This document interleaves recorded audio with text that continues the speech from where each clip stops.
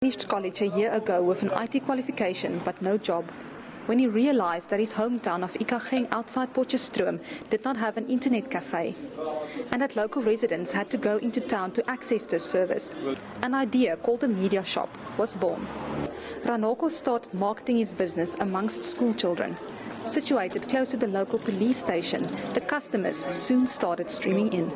He hopes to expand his business soon, but says there is still a lot he needs to learn. I think personally the most important part of running a business is knowing how to manage your financial aspect of the business.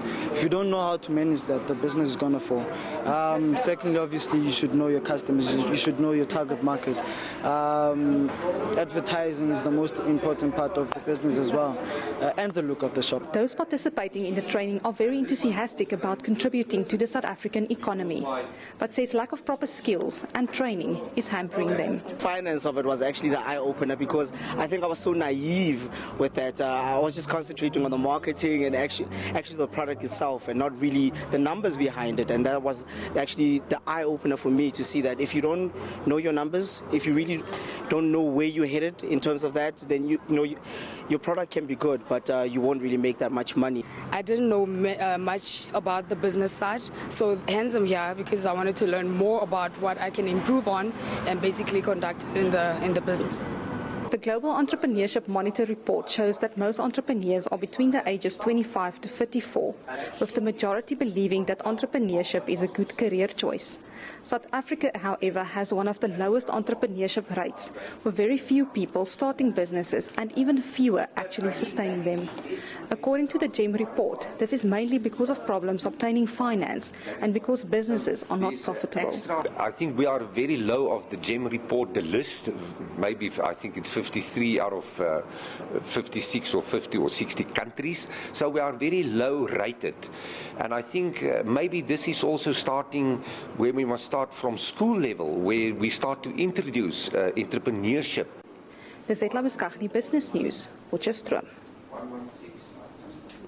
Zimbabwe says it will delay its plans to force foreign banks to hand over majority stakes to indigenous Zimbabweans.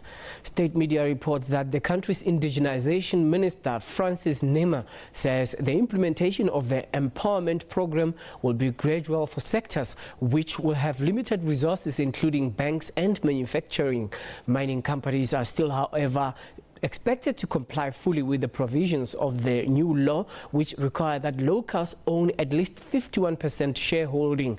Most of the mining companies have complied with the laws, but the banks, including Standard Bank, which owns significant shares in Zimbabwe's largest banks, are yet to do so.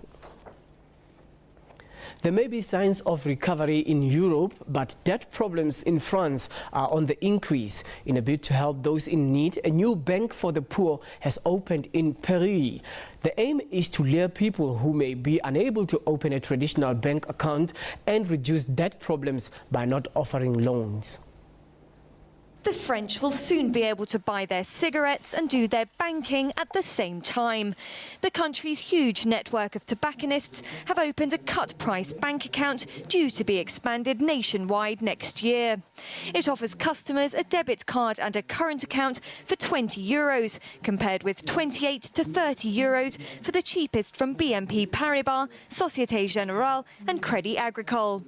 President of Electronic Finance and Payment, Riyad Boulenoir. The first difference is that you can open an account in 5 minutes. The second is that you can find the machines outside the circuit of traditional banks in tobacco shops. And the final difference is that it's a completely real-time account. That is to say, you're informed as soon as you receive a wire and the money is immediately available. Nickel wants to lure people who may be unable to open a traditional bank account and reduce debt problems by not offering loans. There are no conditions based on your revenue, no conditions regarding your nationality. It's here for everyone. However, a priority is to address the 2.5 million people who don't have bank accounts, the 6 million people, according to the UNG, who are poor or unhappy with their bank.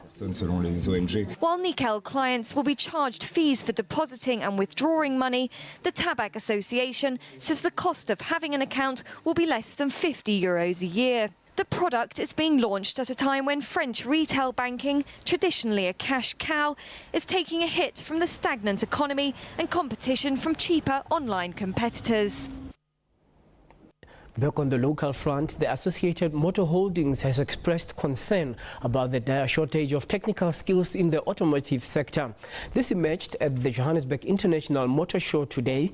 It says what's more alarming is that the industry is not attracting enough young people to plug the gap. To many people, this show is all about new models and gadgets, but it's also a place to reflect on serious issues challenging the sector. And one of those is skills